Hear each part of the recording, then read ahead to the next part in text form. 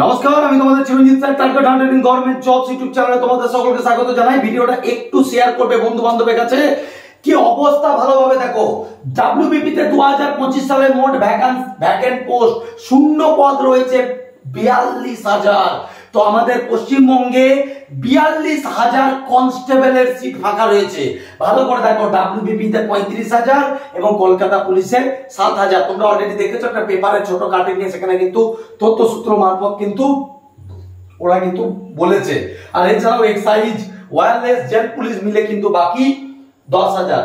ঠিক আছে, এসআই সব মিলে 10,000। তো সব থেকে বড় জিনিস, আজকের এই 42,000 পোস্টের মধ্যে 2025 সালে যেটাই বেরোবে কিনা, যেটাই বেরোবে, ঠিক আছে, তোমাদেরকে একটা বলছি, আমি চিরঞ্জিত স্যার, আমি বলছি যে ভ্যাকেন্ট পোস্ট 30,000 যাতে বেরোয়, 30,000 প্লাস।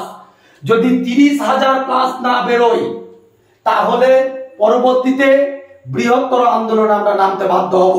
কারণ একটা কথা পরিষ্কার করে বলে রাখছি, রাজ্যের সব থেকে এমার্জেন্সি বিভাগ হচ্ছে পুলিশ। ঠিক আছে, রাজ্যের অন্যান্য বিভাগের রিক্রুটমেন্ট যদি না হয়, হাই স্কুলের ক্লার্ক থেকে শুরু করে সব বিভাগে, তার কোনোদিনও রাজ্য কিন্তু দিকে দিকে চলছে, কিন্তু পুলিশ বিভাগের রিক্রুটমেন্ট ছাড়া রাজ্য কিভাবে চলবে? আজকে রাজ্যের নিরাপত্তা, আজকে মানুষের নিরাপত্তা, আজকে আমাদের ভাইরা, আমাদের বোনেদের কিন্তু নিরাপত্তা নেই। আজকে সব থেকে বড় জিনিস হচ্ছে অন্যায় অত্যাচার যখন হবে, তখন আমরা কোথায় যাব? পুলিশের কাছে। আজকে যদি রাজ্যে পুলিশ নিয়োগ না হয়, রাজ্যে যদি পর্যাপ্ত পরিমাণে পুলিশ না থাকে, তাহলে রাজ্যের সিস্টেম ঠিক থাকবে না। আমি মাননীয় মুখ্যমন্ত্রীর কাছে এবং বাকি আমাদের পিআরবির কাছে আমি বারবার করে অনুরোধ করছি, এবং 2025 সালে আপনারা 30,000 প্লাস ভ্যাকেন্ট পোস্ট বার করার চেষ্টা করুন। আর না হলে কিন্তু বৃহত্তর আন্দোলন হবে। আমি নিজস্ব স্টুডেন্ট নিয়ে কিন্তু রাস্তায় নামবো, কারণ আমি মনে করি যে যা ভ্যাকেন্ট পোস্ট আছে তা কিন্তু পূরণ করা কিন্তু অতি শীঘ্র দরকার। কারণ অত্যাবশ্যকীয় জায়গা, কারণ এটা ফেলার জায়গা নয়। আজকে দেশে আমাদের যে মেয়েদের উপরে যে অন্যায় অত্যাচার গুলো চলছে, যেভাবে রেপ কেস এদিক ওদিক দিনকে দিন বাড়ছে, আজকে আরজি করার মতো ঘটনা কিন্তু নালে দিনের পর দিন বাড়তেই থাকবে।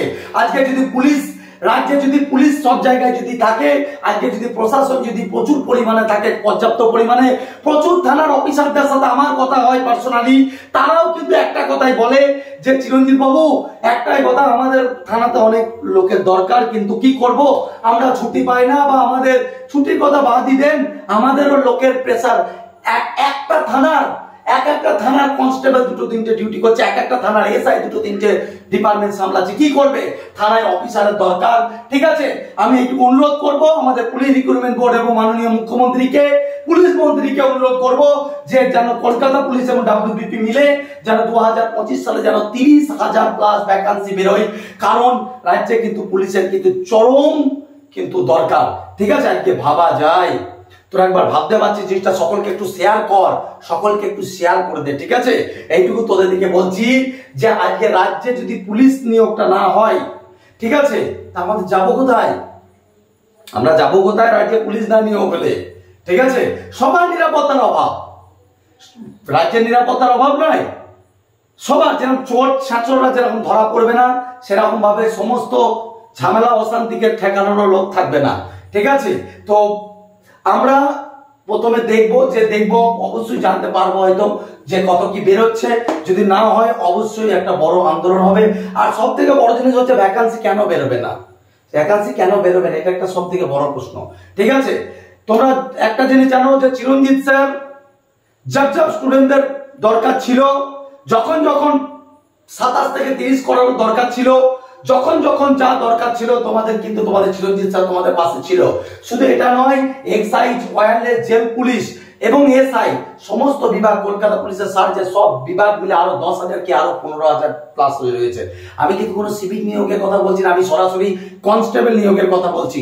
আর একটা জিনিস কি, আগামী রিক্রুটমেন্টে আমাদের একটা জিনিসের আর একটা দাবি কিন্তু আমাদের থাকবে, রিজার্ভেশন সিস্টেম কিন্তু কমাতে হবে। কারণ রিজার্ভেশন কমাতেই হবে, রিজার্ভেশন এত, আর জেনারেলদের সিট বাড়াতে হবে। এটা পরিষ্কার করে আমরা এটা চাইবো যে পরবর্তীতে যেন আমাদের জেনারেলের সিট কিন্তু যেন বাড়ানো হয়। কারণ এই যে 30,000-এর মধ্যে ওর নামে হয়তো দেখা গেল বেরোলো, হয়তো 30,000 হয়তো বেরোলো কোনোদিন, 30,000-এর মধ্যে হয়তো জেনারেলের সিট হয়েছে 2,000, তা মানা যাবে না। কারণ আজকে যদি ওবিসি মান্যতা না পায়, আজকে যদি ওবিসি মান্যতা না পায় তাহলে কি হবে? আলটিমেট সবাই তো জেনারেলি গিয়ে কম্পিটিশন করবে। একবার ভেবে দেখুন তো যে জেনারেলের অবস্থাটা কি। তারা এক তো কাস্টের ছেলেরা যখন ভালো রেজাল্ট করেছে জেনারেলে গিয়ে ধাক্কা দেয়, জেনারেলের ছেলেরা কোথায় যাবে? আমার সব থেকে বড় জিনিস, তাদের জন্য কেউ মুখ খোলে না। যেরকম কাস্টের রিজার্ভেশন দরকার সেরকম জেনারেলের অবশ্যই কিন্তু সিট কিন্তু বাড়াতে হবে। এইটুকু কিন্তু এটা আমরা অনুরোধ রাখছি এবং সেটাই কিন্তু পরবর্তী নাহলে আন্দোলন হয়ে যাবে। ঠিক আছে, তো এইটাই বলছি যে এই জিনিসগুলো প্রত্যেকজনকে শেয়ার করো। প্রত্যেক স্টুডেন্টকে বলছি যে আমাদের বর্তমানে পশ্চিমবঙ্গ পুলিশে কতগুলো পুলিশ নিয়োগের একটু ভালো করে দেখো, এটা তথ্য সূত্র থেকে পাওয়া গিয়েছে। তাছাড়াও তোমাদেরকে বলছি আপকামিং যে এক্সাইজ আসছে সেখানে যাতে 27 থেকে 30, আপকামিং এক্সাইজে 27 থেকে যেন বয়স আমরা 30 করব, এটারও আর্জি দাবি রাখছি যে 27 থেকে যেন বয়স 30 হয়। ঠিক আছে, আর যতটা আমি শুনতে পেয়েছি 27 থেকে 30ই হচ্ছে। ঠিক আছে, আমি যতটা জানতে পেরেছি 27 থেকে 30ই করা হবে, কিন্তু যদি না হয় তাহলে অবশ্যই তার জন্য আমরা আন্দোলনে নামবো। ঠিক আছে, কিন্তু প্রত্যেকজনকে একটা কথাই বলছি যে আজকে ভিডিওটা কিন্তু বসে না থেকে কিন্তু সকলকে শেয়ার করবে। আর ভালো কথা, তোমাদের আমি আবারও বলছি পরীক্ষা নিয়ে এত লাফালাফি করো না।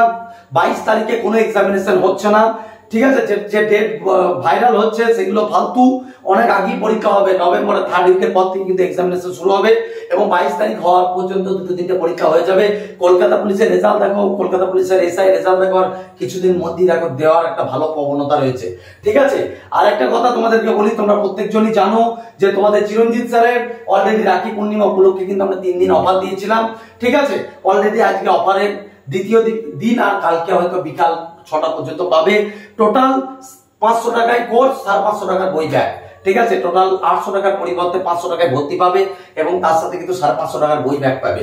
তো যদি নিতে চাও এই নম্বরে যোগাযোগ করো। মানে 17-18টা করে সিট আছে, তো যেটাই নিবি বা এসআই যারা নিবি তারা পিডি এবং ডেসক্রিপটিভ দুটোই কিন্তু সমানভাবে করার সুযোগ পাবি। ঠিক আছে, তো এটাও কমে গেছে, এসআই 300 টাকা ছাড় পাবি 899। ঠিক আছে, তো এটাই বলছি প্রত্যেকজনকে একটু শেয়ার করো, কারণ আমি আর্জি রাখছি, আমি দাবি জানাচ্ছি 30,000 পোস্ট যাতে বেরোয়।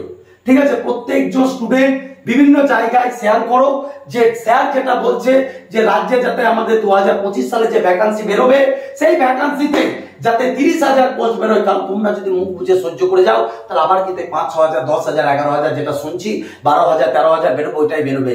কারণ একটা যদি জেনে রাখো, রাজ্যে কিন্তু পুলিশের দরকার, কারণ পুলিশ ছাড়া কিন্তু আমরা অচল। কারণ আমাদের কিন্তু সিস্টেম ঠিক থাকবে না, আমাদের মা বোনেদের ইজ্জত ঠিক থাকছে না। লোককে কি বলবো, আমাদের মা বোনেদের ইজ্জত ঠিক থাকছে না। আজকে পুলিশ আছে চারিদিক থেকে রেপ কেস ঘটছে, তাহলে আজকে যদি পুলিশ যদি রাজ্যে বেশি থাকে, লেডি কনস্টেবলকে অনেক বেশি দেওয়া দরকার। নিরাপত্তার জন্য পুরুষ বিভাগের পুলিশের সাথে লেডি কনস্টেবলেরও প্রচুর কিন্তু নিয়োগের দরকার। তো প্রত্যেকজনকে অনুরোধ করছি ভিডিওটা একটা লাইক দিও, প্রত্যেকজনকে শেয়ার করো, দেখো কি অবস্থা নিজের চোখে। ঠিক আছে, এবং এই জন্য তোমাদেরকে বলছি যে তোমরা এখন থেকে কিন্তু সজাগ থাকো। দরকার হলে আমরা আবার আন্দোলনে যাব, আর বাকি খবরের জন্য তো আমি সবার আগে দেওয়ার চেষ্টা করব কি জানতে পারছি না পারছি। ঠিক আছে, আর এইটুকু তোমাদেরকে বারবার করে বলছি, চিরঞ্জিত স্যারের পাশে থেকো। আজকে 13 বছরের অভিজ্ঞতা আমার। ঠিক আছে, আজকে গোটা পশ্চিমবঙ্গে এত পুলিশ তৈরি করে রেখেছি, কম বেশি তুমি যে কোনো থানা থেকে জিজ্ঞাসা করো চিরঞ্জিত স্যারকে চেনে নাকি।